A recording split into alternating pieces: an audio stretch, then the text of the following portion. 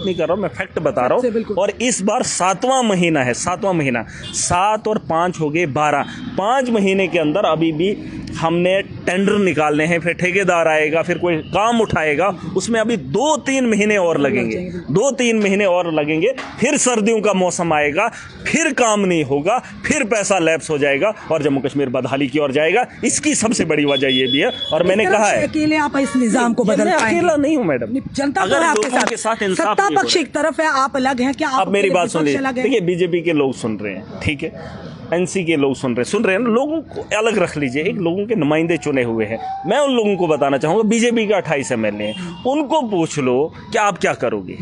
अभी 7वां महीना हो गया, लैप्स पैसा हो जाएगा, आप क्या करोगे, क्या रहे हो आप? सीडीएफ का पैसा है, वो अपनी मर्जी से आप नहीं लगा रहे। एलजी ये काम कर रहा है, ये कह रहे हैं कि यहाँ पर जो है वो एक पोस्टों को लेकर धरने पे आ गए। अरे जब डंडे खा रहे थे, जब स्कैम हो रहे थे, तब ये नेता नहीं आए।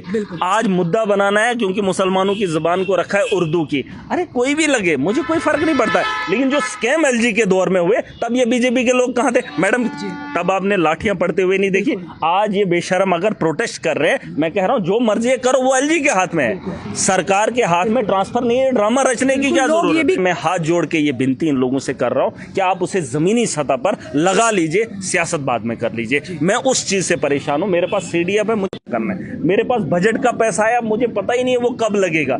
मैडम पैसा लैप्स हो जाएगा, बदहाली जो बची है उससे ज्यादा खस्ता हाल हो जाएगा, लेकिन ये मेरी बात नहीं समझ पा रहे। मैंने इनको कहा था, मैंने असेंबली के अंदर, आप अगर मेरी तकरीर उठाकर देखेंगे, मैंने कहा था आज से ही टेंडर करना शुरू कर दो, और मैंने उनको ये भी बताया था कि जब सेविंग बचेगी, जब एक ठेकेदार टेंडर उठा लेगा, वो काम हो जाएगा, ओके हो जाएगा, तो उसके बाद जो पैसा बचता है वो हमारे से पहले जमीनी सतह पर लगना चाहिए। मैं उसकी लड़ाई लड़ रहा हूँ, और ये किस तरह की लड़ाई लड़ रहे हैं, इनको बड़ा आसान। जनता देखिए ना, एलजी उमर सरकार की, इनकी आपस में जो नोक झोंक चल रही है, अंदर से पता नहीं है क्या क्या लोग कह रहे हैं, हम नहीं, ये जनता कह रही है, अंदर से इनका क्या पकड़ी बाहर से दिखाते हैं कि हमारा कोई लेना देना नहीं, वो अपनी इसमें ईगो में, ईगो पर आम जनता क्या जो इस समय जूझ रही है। अगर उमर अब्दुल्ला और एलजी की बात हो ही रही है तो यकीनन है, इसमें कोई दो राय नहीं। हाँ सुन लीजिए, मगर एलजी एक है, एलजी एक आदमी है और सरकार करोड़ों लोग हैं।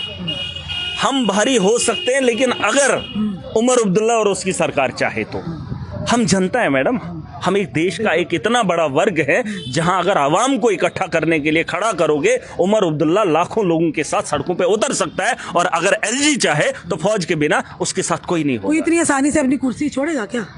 अब तभी तो हम नहीं, अगर सरकार में बैठने का शौक किसको नहीं है? वही तो कह रही हूं। अरे सुन लीजिए ना, हमको भी शौक था, लेकिन हमारा शौक ये नहीं है कि हम अपने शौक पूरा करें, हमारा शौक ये था कि लोगों की बेहतरी हो। हमने तो छोड़ दिया।